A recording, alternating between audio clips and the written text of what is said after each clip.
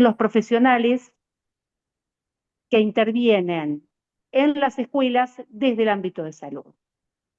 Bueno, antes de presentarlo, bueno, primero voy a presentar a Mariano y a Diego, y después vamos a escuchar unos audios de personas que mandaron, que se enteraron que hoy hoy van a estar presentes dos profesionales que acompañan a las escuelas en resolver conflictos, pensar condiciones institucionales para que no surjan los conflictos o para acotar el conflicto.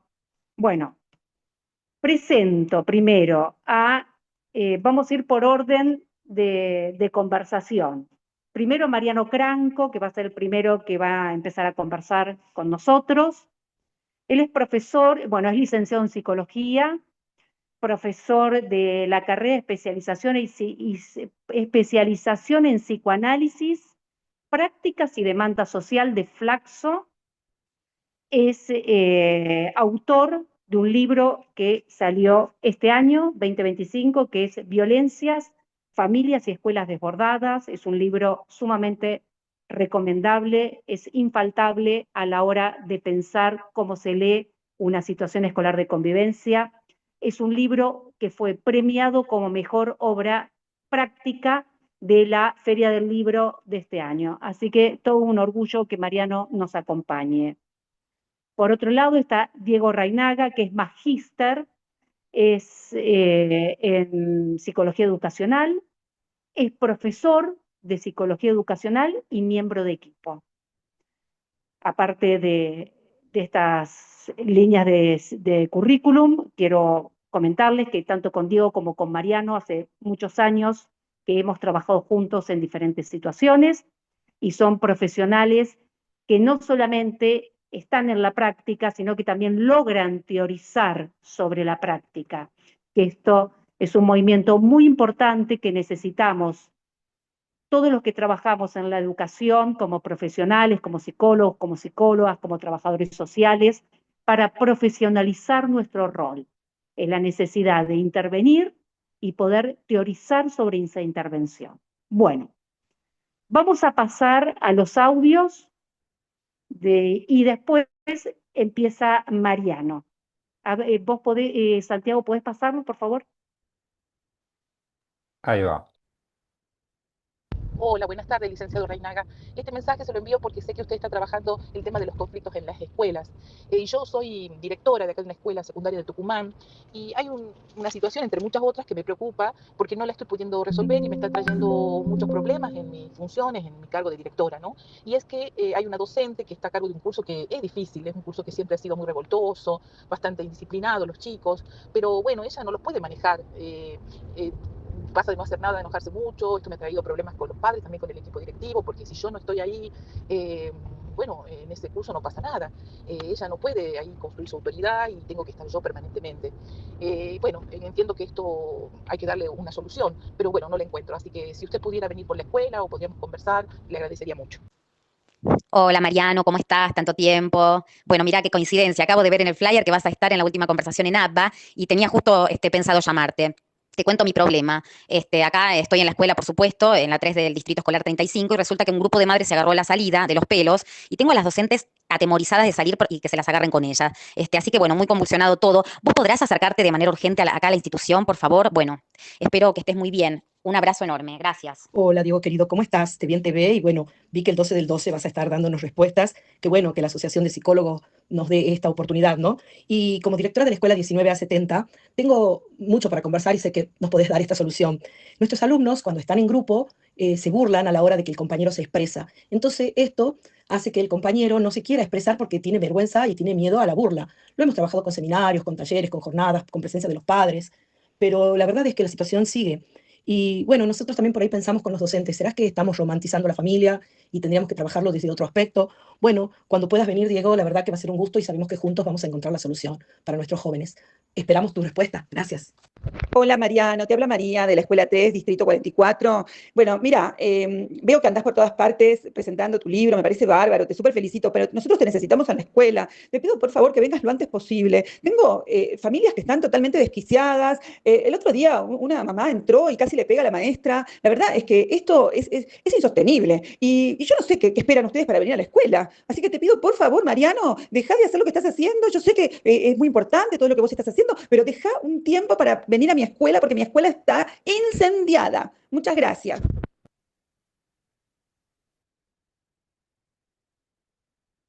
Bueno, bien. Son algunas de las demandas que solemos recibir los que trabajamos en equipos. Una de las tantas, ¿no? Tenemos familias, discusiones entre familia y escuela, discusiones dentro de lo que son las escuelas, urgencias, se incendian, ¿no? Como dice la última directora. Tengo la escuela incendiada. Como dice el libro de Mariano, escuelas desbordadas. Bueno, Mariano, te escuchamos. Buenas tardes a todos y a todas, un placer estar acá. Quiero agradecer, bueno, a Alba por la invitación. Así que, bueno, lo que voy a plantear básicamente tiene que ver hoy, por lo menos, voy compartiendo pantalla porque a mí me orienta siempre tener como algo audiovisual que acompañe, pero quiero pensar el rol del psicólogo en la escena escolar y me interesa sobre todo pensar, digamos, cuál es la función principal de un psicólogo dentro de una escuela o fuera de la escuela cuando acompaña, ¿no? Se ve ahí, ¿no? Eh, bueno, la función principal que tenemos nosotros es restituir la función educativa, es decir, generar condiciones para que cada quien dentro de una trama de vínculos y de roles pueda ocupar su lugar, digamos. ¿Y cuál es el lugar que tienen los vínculos o los actores que forman parte de una trama? Es un lugar que está totalmente orientado a las condiciones de enseñanza y aprendizaje, con lo cual el vínculo que siempre se va a establecer es un vínculo educativo, digamos, y esto nos diferencia en nuestro rol a cuando trabajamos en otro ámbito como el ámbito clínico, el ámbito de la justicia o el ámbito por ahí más comunitario, digamos, que son otros vínculos los que se tejen. Acá es el vínculo educativo que está configurado por tres elementos, que es el agente de la educación, docente directivo, el sujeto de la educación, que es el estudiante, y lo que media la relación, que tiene que ver con aquellos contenidos, bienes culturales, digo, todo lo que la escuela produce en términos de cultura, para que de alguna manera la función de transmisión se cumpla. Cuando esto no está operando en el vínculo, que está desdibujado, lo que se genera es una confrontación entre la gente y el sujeto de la educación, es decir, ser una relación de tensión donde la cuestión se convierte en una situación interpersonal, es decir, un conflicto entre partes que desdibuja la función educativa, como oíamos en los audios, cuando hay peleas entre familias, entre alumnos, cuando hay también lugares que uno ocupa que no favorecen esta función. Entonces, digo esto porque hay mucho riesgo de que nosotros muchas veces entremos a la escena escolar y de alguna manera terminemos ocupando muchas veces lugares que le corresponden al docente y al directivo, y por ocupar esos lugares terminamos, bueno, generando que se dibuje algo de esto. Para ser un poco más concreto, yo lo que planteo es que hay un enfoque tridimensional para pensar la intervención, porque bueno, el campo es complejo de prácticas. Este enfoque multidimensional tiene que ver con que nosotros tenemos, por un lado, sujetos con los cuales trabajamos, es decir, niños, familias, docentes, directivos, que son nuestros sujetos de intervención siempre. Eh, entonces, esos sujetos tienen formas de estar, de vincularse, de, de creer cómo deben estar en el mundo, es decir, formas de satisfacer sus necesidades que nosotros llamamos desde el psicoanálisis modalidades de goce.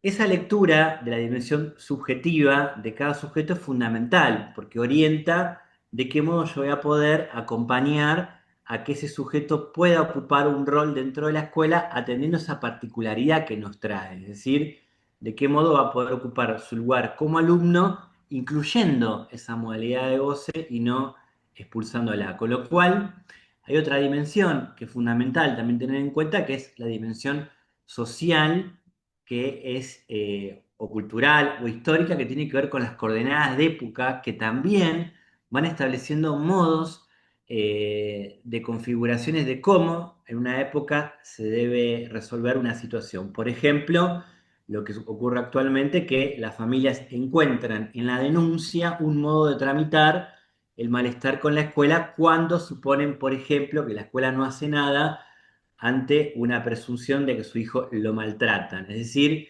la denuncia, el escrache, pero también cada vez más, lamentablemente, la agresión verbal y física, porque bueno, son las coordenadas en cómo la época, bueno, va ofreciendo referencias de cómo me tengo que arreglar con eso que me molesta y de qué modo me hago escuchar para que algo de eso se resuelva. Y la dimensión educativa tiene que ver básicamente con qué de la escuela se ofrece en términos de propuestas pedagógicas, pero también en términos de cómo se regulan los lazos, cómo cada gente aborda una situación, cómo la lee, cómo interviene, es decir, todo lo que hace a la trama más institucional. Nosotros trabajamos justamente en el cruce entre dimensiones. ¿Por qué? Porque no se puede leer una situación sin considerar qué le pasa a cada sujeto con su singularidad, qué de la época, bueno, va generando condiciones para que se entienda que de esa forma yo encuentro una forma de lidiar con lo que me ocurre, y también que la escuela está o no ahí generando condiciones para que algo de eso se pueda resolver. Doy un ejemplo concreto y claro. En una escuela me convocan porque había alumnas que se autolesionaban, y cuando yo empiezo a escuchar la causa de esta situación, lo que me encuentro es que no todo el mundo se autolesionaba, eran solamente algunas de estas alumnas. Esa pregunta, que va por la línea del no todo, ya va recortando una posibilidad de abordaje, que es, son algunas y no todas. Eso me permite un recorte y la posibilidad de construir un problema de intervención, que es con esas alumnas nada más. ¿Qué pasaba? Que cuando yo escucho, bueno, ¿por qué esas alumnas recurren a esta forma de lidiar con su malestar y otros no? Lo que me comentan es que en los momentos de asamblea, en general, los alumnos estaban muy abocados a generar campeonatos de fútbol, actividades deportivas, que tenían justamente un enfoque pedagógico e institucional porque trabajaban con los demás sujetos de la escuela. Es decir, estaban muy bien ocupados con esa actividad. Es decir, el bien cultural del que yo nombraba, que funciona como mediando en el vínculo, estaba justamente localizado en esos proyectos pedagógicos. Yo pregunto, ¿y qué pasa con estas alumnas? ¿Qué sucede que ellas no encuentran algo de esto en la escuela? Lo que me comentan las docentes es que ellas estaban muy orientadas a intervenir de forma individual con cada una bajo las políticas públicas de la educación emocional, ahí donde lo que se proponía es, bueno, ubicar la emoción negativa para poder de esa manera regular. Entonces se le preguntaba, ¿cómo estás hoy? Triste. Al otro día, ¿cómo estás hoy? Más triste. Es decir, preguntas que insistían sobre lo mismo y que generaban aún más tristeza en las alumnas. Y las alumnas habían recurrido justamente a un TikTok que decía que cuando vos te haces una herida exterior, calmas tu herida interior, digamos, ¿no? Habían tomado de la dimensión social, y acá aparece la época del TikTok, una referencia de cómo lidiar con el dolor. Entonces, a partir de eso yo pregunto, ¿y ustedes qué ofrecen de distinto para que tramiten ese malestar? Y ahí es donde advierten que no ofrecían nada por esta línea de la política pública que se establecía, y de esa manera quedaba más que un vínculo educativo, una relación interpersonal, digamos, ¿no? Muy ligado a lo personal y muy desdibujado el rol de alumno y también de docente, porque ellas advirtieron en esa posición que eran más terapeutas emocionales que docentes de esas alumnas. A partir de haber ubicado que la posición profesional de estas docentes estaba operando en esta manifestación sintomática, deciden cambiar la intervención. ¿Y qué hacen? Arman una propuesta donde en la semana musical que se estaba dando en las escuelas en esa época, deciden que les iban a proponer que armen videos, tomando el TikTok, que era algo que a ellas las convocaba, y ahí vemos la dimensión subjetiva, la modalidad de goce era mediante la tecnología digital, y además habiendo escuchado que algo de la música las convocaba. Es decir, también leo la dimensión subjetiva para saber, bueno, qué convoca a estos estudiantes a ubicarse de otra manera. A partir de ubicar la música, el video, arman esta propuesta de que armen videos donde ellas bailen y donde cada uno iba a ocupar un lugar distinto en la trama de esa configuración colectiva. Es decir, se iba a generar otra situación y otras condiciones institucionales para que algo de esto se resuelva.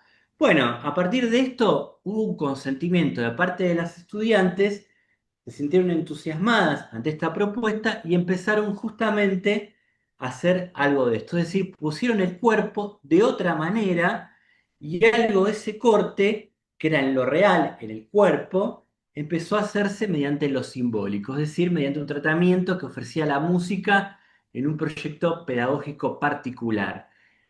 Bueno, generó que cada vez haya menos autolesiones y esa actividad generó entusiasmo, deseo de vivir y otras cuestiones. Entonces, volviendo a lo anterior, fíjense en que acá se restableció algo de los bienes culturales, que era el proyecto musical, digamos. Entonces, si tenemos en cuenta esto, fíjense en que mi función fue justamente acompañar a la docente o a las docentes a pensar qué pueden hacer ellas de su función para restablecer algo de este vínculo educativo. Entonces, es muy importante localizar esto, porque muchas veces uno interviene directamente con un grupo y no lee en realidad el obstáculo que tiene el docente para regular el grupo. Es decir, uno se antepone antes de armar una hipótesis de lectura sobre qué podría estar generando algo de esto y justamente bueno, interviene sobre el rol docente. Entonces, fíjense que yo acá estaba ubicado más en este lugar de agente de forma provisoria, mi sujeto de intervención era la docente y mi pregunta era por los sujetos de la educación, para que luego nuevamente vuelva a ocuparse o a restituirse este vínculo educativo. Entonces, para avanzar y ser como muy claro respecto al tema de nuestra posición, es muy importante pensar qué posiciones de nuestra parte desautorizan a la gente de la educación y qué posiciones autorizan para que algo del vínculo se restablezca. Entonces digo, por un lado, una de las posiciones es centrarse solamente en el alumno fuera del contexto, es decir, fuera de la dinámica áulica, fuera de leer la dimensión institucional, subjetiva, sociocultural, o brindar recursos a los docentes de cómo poder hacer algo de esto, o hacer un taller, por ejemplo, de emociones, sin leer que el obstáculo estaba más del lado de la gente que de las alumnas. Entonces, si uno brinda recursos pero no lee el obstáculo, algo de eso no se va a construir como problema de intervención. ¿Por qué? Porque dejo a la gente por fuera del asunto, es decir, no lo implico, no lo hago parte y no va a él considerarse que es parte de la situación del problema, pero también de la solución. Con lo cual, también lo que voy a generar, si yo voy por esa línea, es superponer roles. Es decir, termino haciendo un taller, en vez de acompañar a la docente a que ella lo haga, en todo caso yo pensar con ella cómo hacerlo. Bueno, esto es una de las posiciones que desautorizan. Después están las posiciones que autorizan.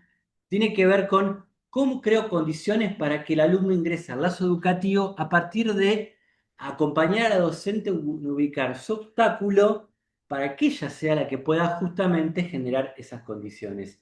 Y estar muy advertidos de cuando operamos de más o de menos según la función que me corresponde ubicar en la escena. Y ahí es muy importante establecer un cálculo, es decir, yo leo a partir de ubicar la causa o lo que no está ofreciendo la escuela en esa trama, para de esta manera armarme una hipótesis de lo que podría funcionar para que algo de eso se resuelva. Cuando yo me armo una hipótesis sobre eso, armo el cálculo y ahí intento probar algo.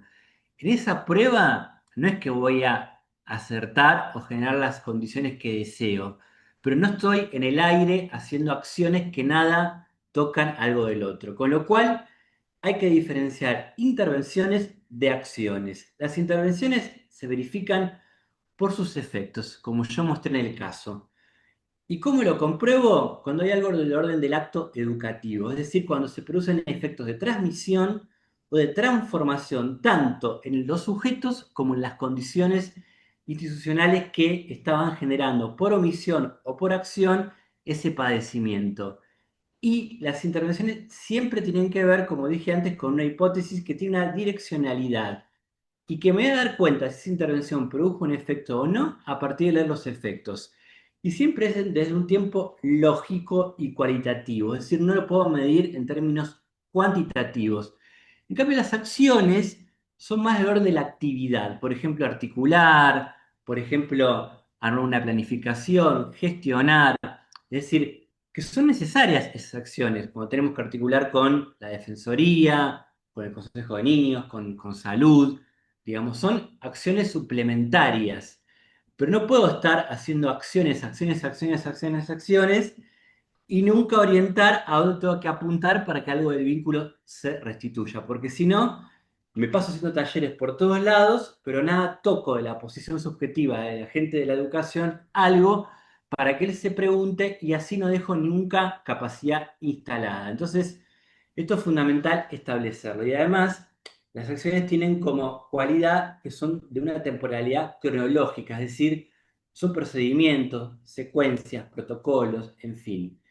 Y además puedes orientar, si se pierde de vista, los detalles que hacen a la lectura, esos indicios que me pueden orientar. Y esos detalles tienen que ver con, bueno, a ver, ¿qué puede causar en estas estudiantes algo de interés? Acá aparecía la música, en otro grupo será, no sé, la poesía, puede ser la pintura, digo, lo que a cada cual lo haga, digamos, poner a producir algo de su rol como alumno. Entonces, las acciones hay que hacerlas, pero no pueden estar desentramadas de las intervenciones que son las que nos orientan. Y para ir cerrando, porque nos queda muy poco tiempo, lo que planteo finalmente son algunos principios que nos van a orientar siempre para pensar una intervención, que es armar una transferencia de trabajo, es decir, como hice yo con las docentes, donde ellas sean las que nos depositan un saber, transfieren un saber a nosotros, nos suponen un saber, nosotros jugamos a que sabemos algo de eso, pero habilitamos en realidad a que sean ellas las que sepan de qué modo actuar cuando las orientamos, porque la idea de la semana musical fue una idea de ellas, no mía, con lo cual el saber es a producir en ese lazo. Escucho también al sujeto de la enunciación, es decir, no me quedo con las autolesiones, con se lastiman o están tristes, sino más bien ¿qué hay detrás de la tristeza? ¿Qué causa eso? ¿Qué me quiere decir una alumna cuando me dice estoy triste o cuando se corta y me lo da a mostrar? Bueno, leer más allá de la literalidad para justamente construir algo que me permita pensar, bueno, ¿qué de mis condiciones escolares están logrando o no que algo de esto cambie?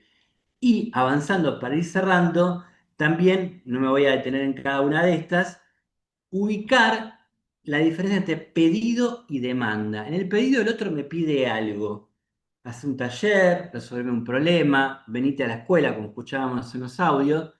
Pero la demanda, en cambio, implica que el sujeto que me pide algo se implique en eso que me está pidiendo. Es decir, algo tengo que ver con eso que hago. Con lo cual, genera una demanda más de orientación, como pasó con las docentes que, a partir de haber ubicado algo, empezaron a ellas mismas operar pidiéndome a mí que la oriente, pero no yo haciendo por ellas. Entonces, bueno, estar muy advertidos de esa diferencia y también del lugar al que estoy siendo llamado. ¿Voy a salvar la escuela? ¿Voy a lograr que el otro no le pase algo? ¿O voy a tratar de justamente acompañar para que el otro pueda justamente saber hacer de otra manera con eso que plantea? Bueno, no me quiero extender porque estamos como ya en hora y dejo para la conversación esto de lo que implica dar signos de presencia lectora, que es saber leer y cómo hago para leer eso que se me presenta. Así que bueno, concluyo acá y bueno, dejo de compartir pantalla. Bueno, gracias, Mariano. Eh, yo Voy a recortar de lo que planteó Mariano, algo que me parece fundamental para nuestra práctica, que es la diferencia entre intervención y acción. Porque la intervención transforma, ¿no? Y esto en el ejemplo que pone Mariano queda muy claro. Transforma al sujeto de la educación, al alumno, a la alumna, al estudiante, pero también a la gente, porque es decir, es la docente que empieza a mirar y a leer la situación de otra manera. Y un punto fundamental que me parece que, que esto es algo, digamos, fundamental para nuestra práctica, que la intervención viene después de haber escuchado, o escuchar también es una intervención, pero la intervención de poder pensar el video y todo este bien cultural que plantea Mariano, que va a intermediar entre los alumnos y sus docentes, vino la escucha previo a eso.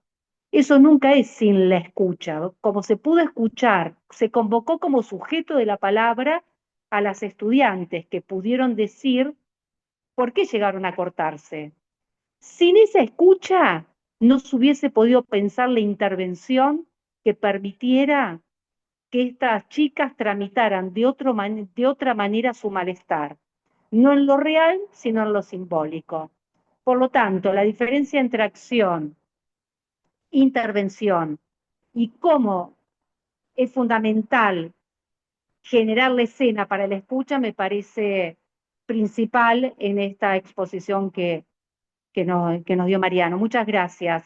Vamos a escuchar a Diego Reinaga, que él también tiene mucha práctica en equipos de orientación, como dije, es profesor de psicología educacional, magíster en psicología educacional, y teoriza sobre lo que Bueno, hace. Diego, te escuchamos. bueno, muchas gracias. Bueno, muchas gracias a la invitación a APA. Perdón, quiero decir algo, Diego. Es de Tucumán y es profesor de la Universidad Nacional de Tucumán. Te Sí, sí. escuchamos. Bueno, muchas gracias por la invitación, digamos, a esta conversación. A vos especialmente, Marina. Bueno, como decía en la presentación, Marina, bueno, ya hemos transitado desde hace muchos años un recorrido en lo que tiene que ver con la construcción del rol y del poder pensar también el trabajo y la operatividad de los equipos de intervención, ¿no? De los equipos de orientación en las escuelas. Eh, yo, eh, yo quisiera hacer como eh, básicamente un pequeño, porque la invitación era en torno al rol, entonces, bueno, es como que deslizaba algunas ideas, digo, cómo lo abordo, desde dónde, y bueno, lo pensaba desde el recorrido, inicialmente desde el recorrido personal, ¿no? O sea, de cómo todo este campo a mí me atraviesa, ¿no? Y cómo ha sido, y cómo me ha ido marcando, digamos, a lo largo de la historia, digamos, en el recorrido. Y bueno, yo pertenezco a lo que es el gabinete pedagógico interdisciplinario y yo ingresé hace 20 años ya. Y en esa primera instancia, digamos, cuando es un momento en Tucumán donde se crean una multiplicidad, digamos, de equipos que no existían antes. El gabinete que era muy pequeñito y atendía una diversidad de escuelas, era prácticamente inabordable la práctica que hacían. Y bueno, se crearon una serie de equipos. En el año 2005 sale la ley, 2006 es que ya empiezan los equipos a tener presencia dentro de los territorios. Yo integro uno de esos en un departamento que se llama Burruyac, un departamento el más grande de Tucumán, el más rico y el más desigual en términos sociales también. Eh, y bueno, el tránsito desde el primer momento en relación a esta primera aproximación que tengo es justamente ahí empiezo a convivir con prácticas totalmente heterogéneas, pero la dominante era la práctica más de la evaluación psicológica, la práctica, ¿no? De atención al individuo, digamos, que estaba atravesando algún tipo de problemáticas y con un enfoque, si bien albergaba, digamos, distintas miradas, pero bueno, tenía como más un sesgo de teorías que se fundamentan, digamos, en la evaluación psicológica, ¿no? Igualmente en ese momento también había otros modos de hacer que convivían. En ese entonces, estamos hablando año 2006, con las que, bueno, yo ahí, había grupos de colegas que tenían otro tipo de abordajes más grupales, ¿no? Y comunitarios, y esto como que a muchos nos ha convocado y hemos podido integrarnos más en esa grupalidad, ¿no? Y tenían otro tipo de enfoque, es decir, que inicialmente cuando yo arranco el trabajo dentro de los equipos de orientación, estaba esa realidad, digamos, donde lo que dominaba prácticamente era una forma de intervención que se orientaba más a la evaluación, ¿no? Digamos, estaba centrado en el individuo, la unidad de análisis era justamente el sujeto, el alumno, básicamente. Y sobre ahí, digamos, se empieza como a trabajar, empezamos a trabajar dentro de los diferentes territorios en la provincia, ¿no? Si bien, como decía, había otro tipo de prácticas, pero también lo que ha sido tal vez un par de aguas, digamos, en lo que ha significado a nivel institucional, que es la formación que desde el Ministerio de Educación de la Nación se comienza a instrumentar a nivel sistémico, país, ¿no? Como para tratar de a nuestra práctica y poder de alguna manera empezar a plantear algunos ejes como prioritarios para pensar este quehacer, ¿no? Y este movimiento, digamos, al cual pertenecía Marina, junto con Beatriz Greco, con Sandra Alegre, bueno, ella de alguna manera recorrieron el país, distintas jurisdicciones, ¿no? Y como se generaron producciones.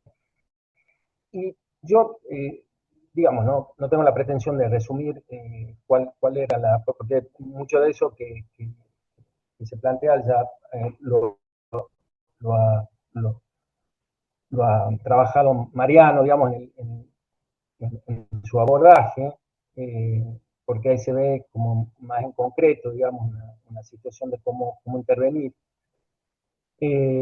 Pero claro, este movimiento para tratar de reestructurar, digamos, un colectivo que antes, que históricamente no había sido mirado, porque, digamos, todos los equipos de orientación o los gabinetes, cada uno era un sistema totalmente fragmentario, digamos, había prácticas de lo más disímiles a lo largo y ancho del país. Creo que, si bien no ha tenido la pretensión este movimiento que desde el Ministerio se generó para poder generar una misma práctica, porque no era esa la intención, pero sí para empezar a pensarnos colectivamente, que eso ha sido como creo un gran acierto. Y por otra parte también creo que la idea de pensar algunos ejes de trabajo necesarios para salirnos de esa práctica gabinetista, ¿no? Centrada en el individuo, tratar de generar algún tipo de evaluación, el problema, trabajar en la literalidad de la demanda, etcétera, etcétera, ¿no? Bueno, salirnos de ese esquema de intervención para poder de alguna manera plantear otras coordenadas para nuestro trabajo.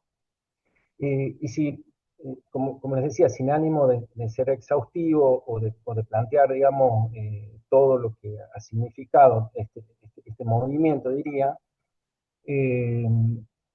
me parece que hay como algunas cuestiones que son centrales a la hora de pensar, digamos, la intervención, ¿no?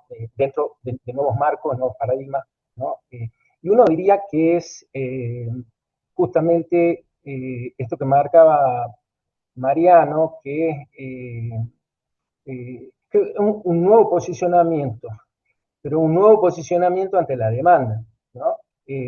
Y esto implica la posibilidad de generar, o sea, de resignificar esa demanda, es decir, no tomarla en la literalidad de lo que la escuela o el docente o el directivo construye como pedido, ¿no? Y una solicitud de intervención, esto que escuchamos, estos audios, ¿no? Que parece, bueno, tengo la escuela incendiada, ya tenés que venir porque, bueno, hay como esto, ¿no? O sea, resignificar mucho de esa demanda en términos de empezar a poner como una suerte de cuña temporal que nos permita de alguna manera empezar a pensar y leer en clave institucional esto que es un emergente dentro de la escuela y que la escuela por algún motivo no lo puede resolver eh, digamos, a título propio, ¿no? O sea, no tiene o piensa que no tiene las herramientas necesarias y suficientes como para poder hacer un abordaje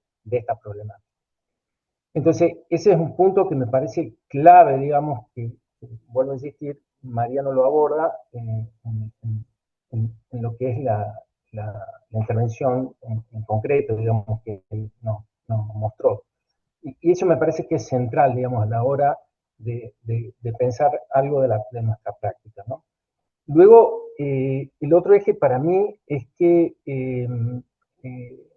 la, la, lo necesario del trabajo interdisciplinario. Por eso es que, a diferencia de lo que eran, digamos, antaño prácticas que tenían como fragmentaciones o prácticas que, digamos, la idea es pensar un fenómeno educativo en la complejidad del mismo, pero pensarlo en colectivo, profesional, que pueda de alguna manera construir o generar mejores condiciones, ¿no? Entonces, esto es lo interdisciplinario es fundante, digamos, acá, ¿no? Ya no prácticas aisladas, de gabinetes aislados. Yo, por ejemplo, cuando trabajamos, y eso ha sido, nosotros hacemos entrevistas interdisciplinarias, por ejemplo, ¿no?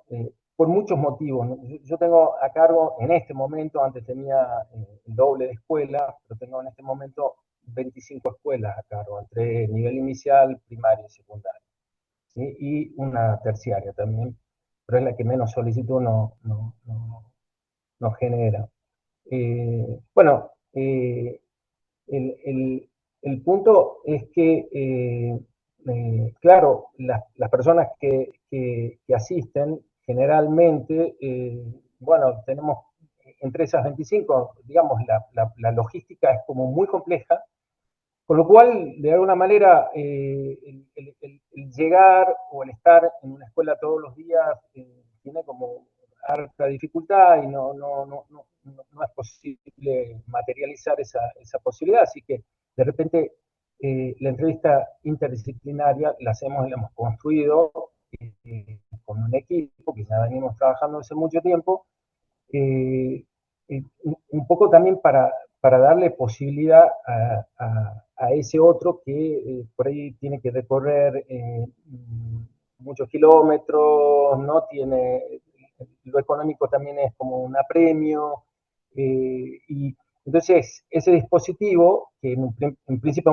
en primer momento lo hemos pensado, digamos, como para poder operativizar, pero luego es un instrumento valioso en términos de cómo interactuamos también in situ, ¿no? Eh,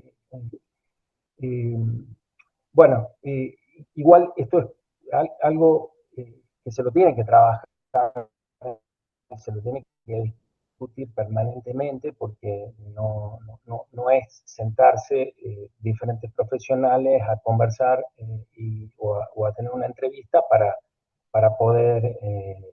esto yo creo que requiere, digamos, de una serie de acuerdos, articulaciones, ¿no? Y de definiciones que tenemos que ir dando. Pero bueno, esto para mí es como un eje fundante, o sea, no, la intervención del psicólogo no es aislada, o de la psicóloga no es aislada, sino que ocupa un lugar dentro de un equipo.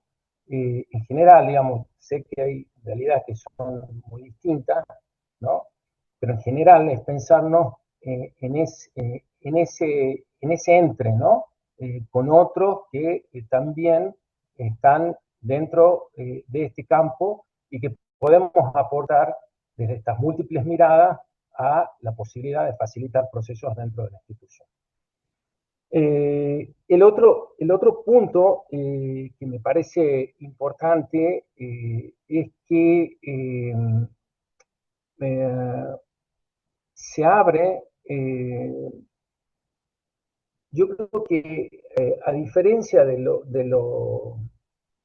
las intervenciones gabinetistas que asistían allí cuando la problemática está incubada o está emergente, yo creo que estos nuevos marcos también nos dan la posibilidad de empezar a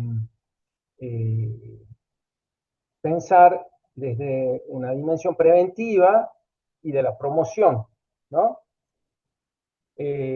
O como lo plantea Valdés, que a mí me gusta mucho, Daniel Valdés, cómo él lo aborda, del enriquecimiento, ¿no?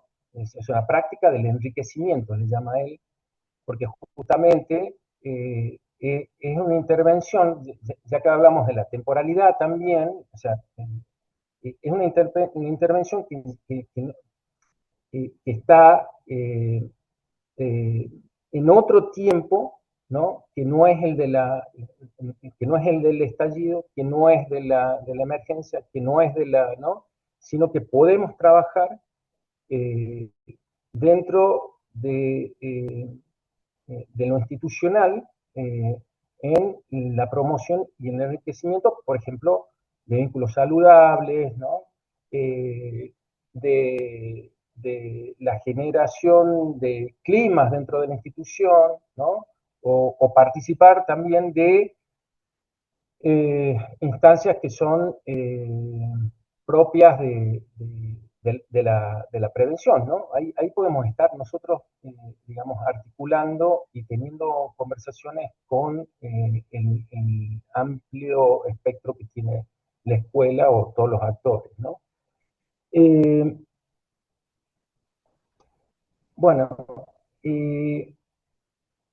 el otro punto también que me parece importante que se destaca, digamos, de todo, es algo que hay varios autores, sobre todo Ovidio de Menin, él tiene un texto muy bonito que hace como un autoanálisis de todo lo que ha significado y todo su recorrido profesional. Es muy precioso el texto, en donde a través de su historia se van viendo las transformaciones en cuanto a cómo construir el rol. Y que más que rol habla de oficio.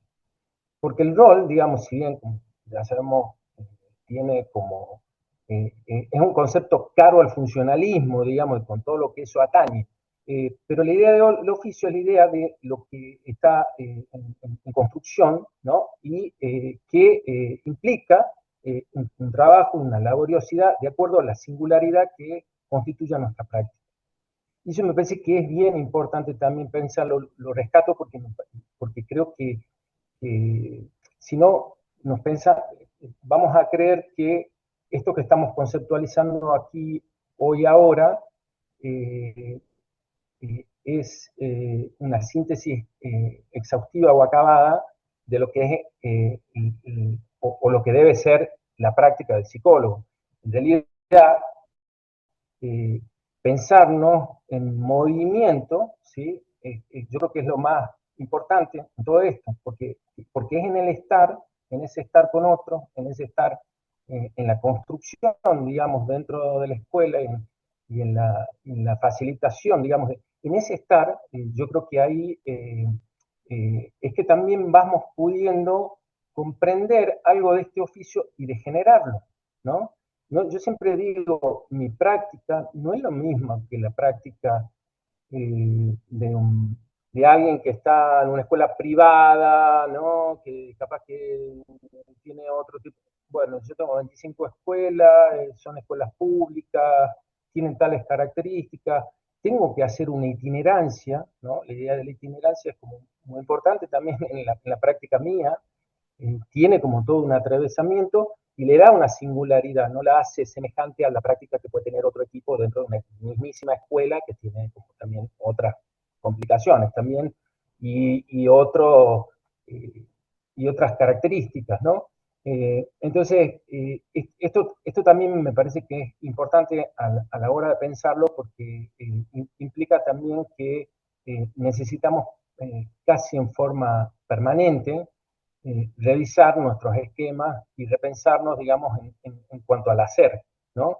Y no montar, digamos, esquemas definitivos, ¿no? Y de clausura de que esto que es así, que lo vengo haciendo, lo voy a practicar y lo voy a poner en juego dentro de la escuela, ¿no? De manera indefinida, ¿no? Entonces, esto es como un punto de permanentemente siempre estar revisándonos, y pudiendo ir a partir de ahí, si es posible conceptualizar mejor, pero también entender desde nuestra posición cómo mejor ubicarnos dentro de nuestro rol o de nuestro oficio, ¿no?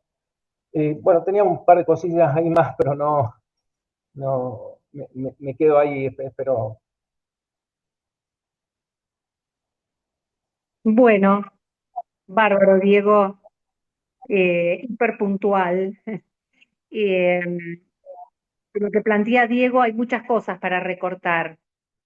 Creo que una es fundamental, dos voy a marcar, voy a decir, después los que están presentes podrán hacer preguntas, tanto a Mariano como a Diego, pero creo que Diego marca una cuestión fundamental que es que nuestra intervención tiene esa dimensión institucional, toca los roles, ¿no? Que es un poco lo que decía Mariano antes, se transforman las condiciones institucionales si la intervención fue un buen cálculo y si no hay que repensarla.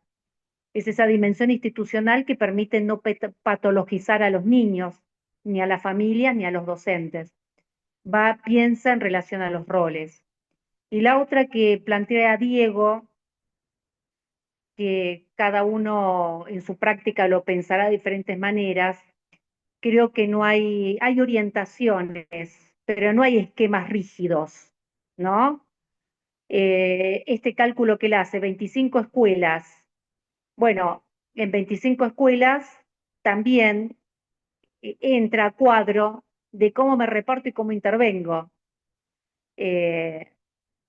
Sin quitar el objetivo, ¿no? Sin perder el horizonte de pensar que la intervención debe transformar algo, ¿no? Que serían las condiciones institucionales para que aparezcan las condiciones institucionales, algo del sujeto, de los alumnos, los estudiantes, las docentes, etcétera. Bueno, hay gente siguiéndonos por YouTube también, pero no pueden preguntar, pero sí las que están presentes, las personas que están presentes, pueden hacer alguna pregunta, tanto a Diego como a Mariano, tenemos un ratito, así que escuchamos.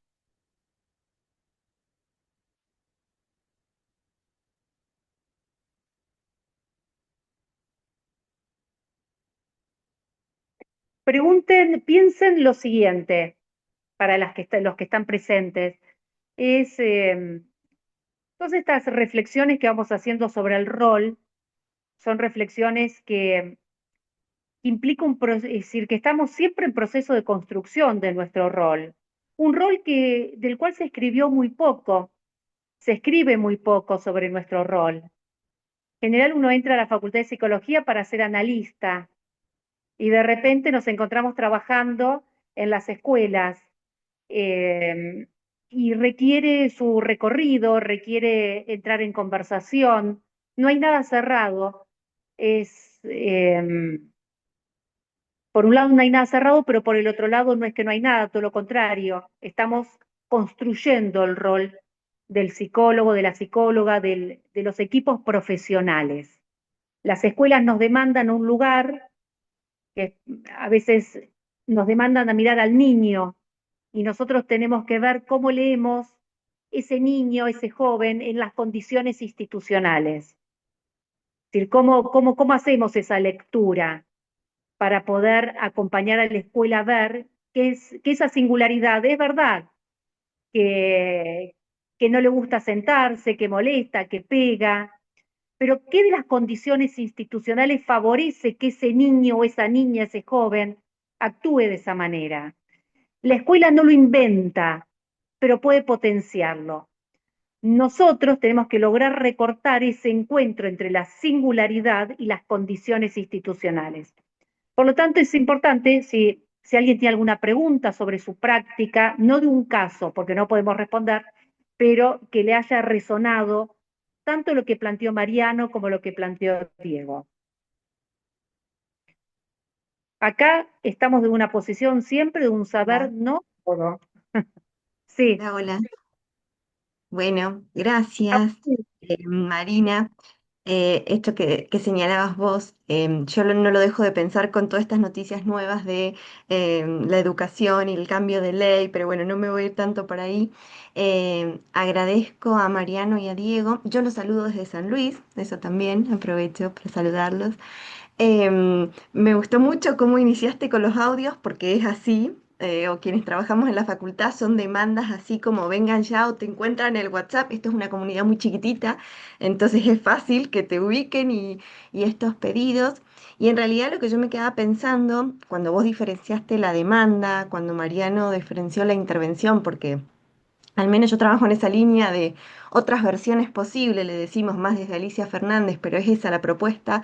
Y cómo nos solicitan esto del taller, ¿no? O sea, que venga el grupo de psicología educacional del taller y rápidamente esto cómo se está viralizando o funcionan más los centros o los profesionales que se dedican como a hacer esta tarea que muy bien la definiste vos, que es accionar. Entonces, como cuando uno llega con todo un equipo y va trabajando mes a mes, encuentro a encuentro, bueno, ese tipo de intervención, que si bien entiendo que no son de tiempos cronológicos, que nosotros trabajamos con otro tipo de tiempos, bueno, la institución no siempre acompaña procesos más largos, que es como por ahí trabajamos nosotros.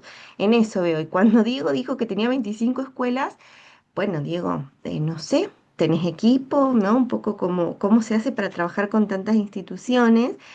Bueno, eso, nada, señalar y bueno, que es mi primera vez en este encuentro, así que, bueno, nada, gracias. Bueno, no sé, Diego, Mariano, ¿quieren aportar algo a lo que dijo Agustina?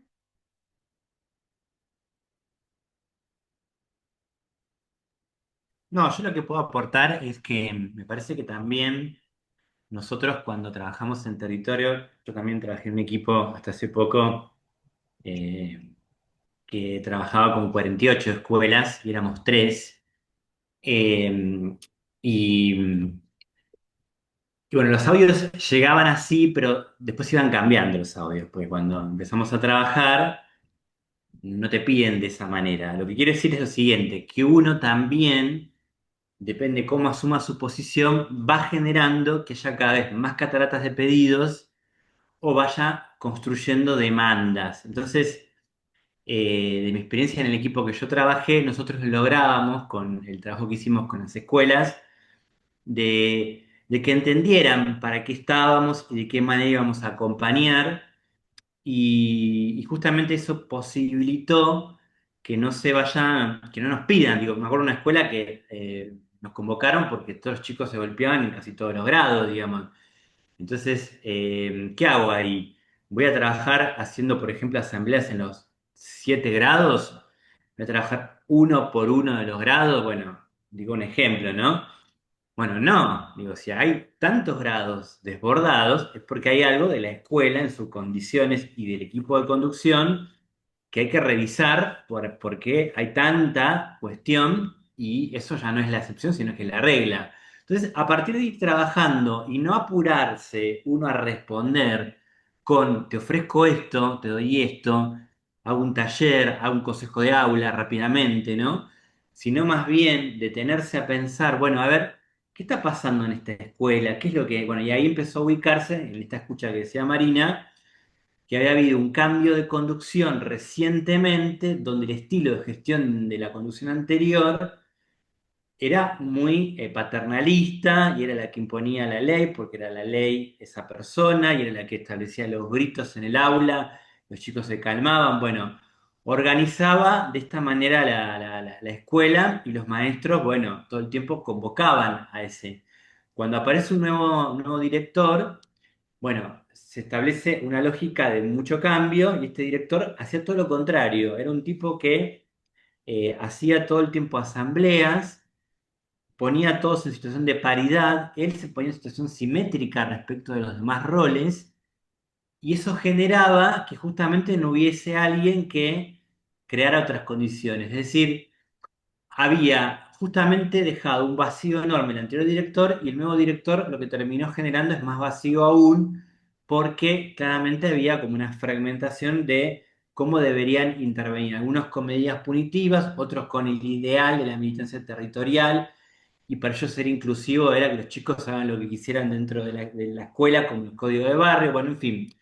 En las dos posiciones, los dos directivos, había situaciones que generaban algo de esto. A partir de trabajar con el director, otra forma de posicionarse como autoridad, empezar a establecer criterios comunes con cada docente, definir líneas de acción y un montón de aspectos que fuimos abordando, bueno, empezaron a hacer estos conflictos y yo nunca fui a un consejo de aula.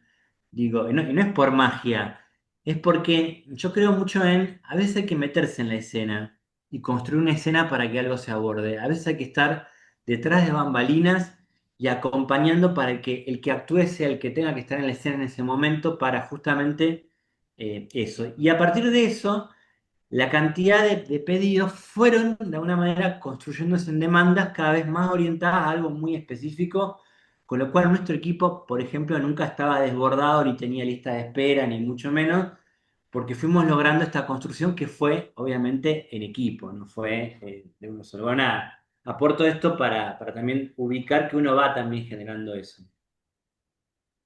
Bueno, eh, con respecto a lo que dice Agustina, hay que pensar que cuando uno interviene con uno en una escuela, cuando uno interviene con un alumno, interviene con la escuela entera. Si intervino sobre el rol, si intervino en esa tensión de la singularidad del niño y el rol, ya interviene con la escuela entera. Y otro tema, creo que es muy orientador, como planteó Mariano, creo que es sumamente orientador, leer cómo nos demandan o cómo nos piden para poder revisar nuestra posición de profesionales en la escuela. Si durante En ese 10 años me sentido, siguen pidiendo de la misma manera, tengo que repensar mi intervención, porque la intervención sostenida en el tiempo en una escuela, no digo todos los días, a lo largo del tiempo, ¿no? La intervención genera modificaciones y modifica la demanda. Yo me oriento, si estuve trabajando bien en esa escuela durante 3 años, de acuerdo a cómo me demandan. Si a mí viene una escuela y durante 3 años me demanda de la misma manera, yo hice acciones, pero no intervine. Articulé, mandé, hice taller, todas cuestiones prechas, pero no pude leer la singularidad de la escena que implica esa tensión entre las singularidades en juego y las condiciones institucionales. No sé si hay manos levantadas. no, pensaba yo en relación a lo que plantea Agustina, que me parece que es como muy, muy importante, porque no deja de ser una pregunta, es decir, el cómo ante esta eh, imposibilidad de base, diríamos, ¿no? Porque es decir, es como un objeto inabordable prácticamente. Ahora, y eso me retrotrae, digamos, en los inicios, que era que, digamos, cuando nosotros empezamos y nos encontramos, teníamos más escuelas todavía, porque ahora se integraron más equipos. Claro, la queja era constante, o sea, y era la impotencia de decir, bueno, no podemos hacer nada, o sea, acá, bueno.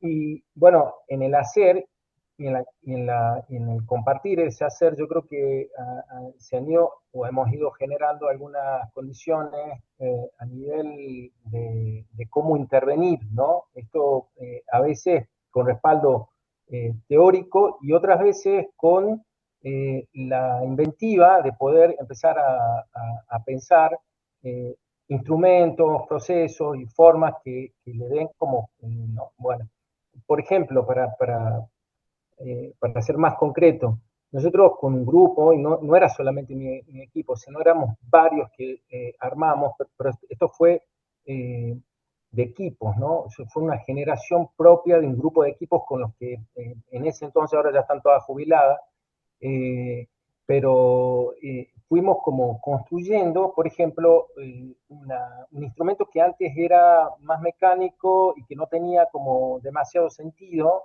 era a los fines de recabar información, no. Nosotros pensamos la ficha de derivación en ese entonces, ¿no?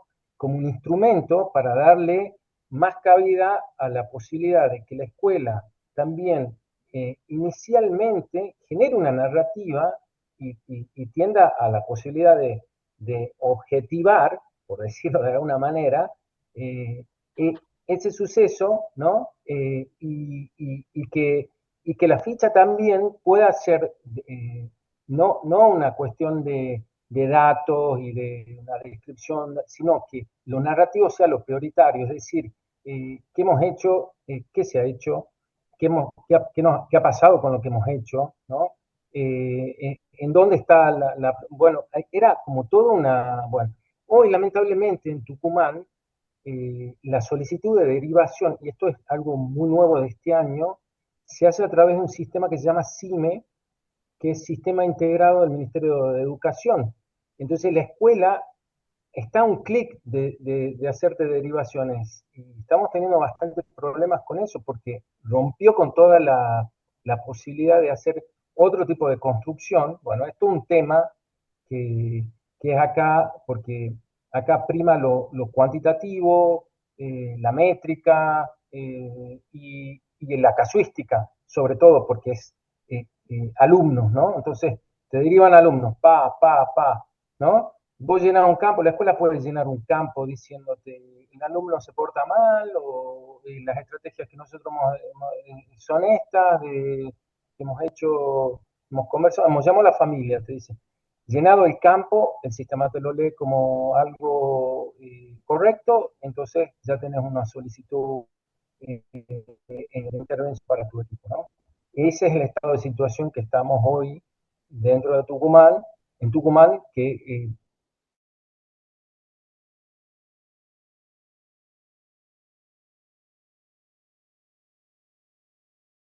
a él, ¿no? Pero las prácticas sociales, diríamos, porque acá justamente este sistema de manera rompe o sea, instala una en el individuo, ¿sí? Y rompe con esta función que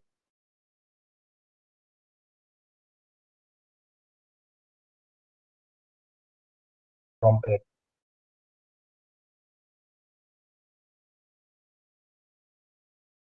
Cierre. Eh, eh, eh,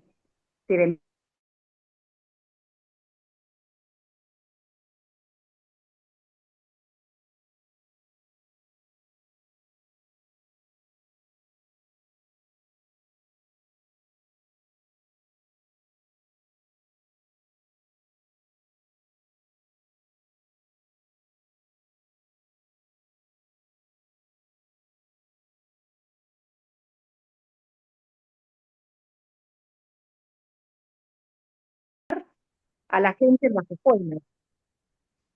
Y por otra parte, bueno, la garantía del Estado de la educación eso también se pierde. Bueno, vamos a estar desde el Departamento de Educación de ADVA, vamos a estar, por supuesto, muy atento a todo esto, emitiendo comunicados, conversaciones sobre estas cuestiones y peleándola desde la resistencia, porque eso la verdad que no se puede permitir. Eh, el año que viene, en el 2026, vamos a continuar con las conversaciones desde el Departamento de Educación, proponiendo temas que nos permitan reflexionar sobre la práctica, que cuando estemos presentes en esta conversación estemos pensando en nuestra propia práctica, para potenciar nuestros roles y potenciar lo que implica nuestra tarea en las escuelas.